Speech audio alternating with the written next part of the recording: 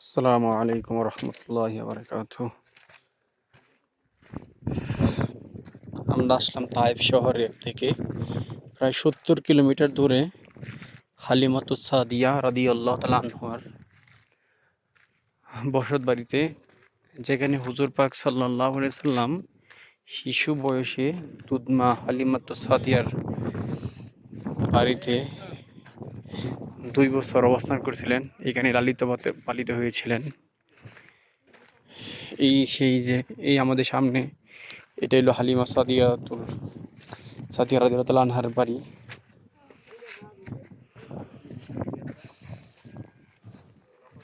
ওই সময় তো আরো বড় ছিল, এখন তো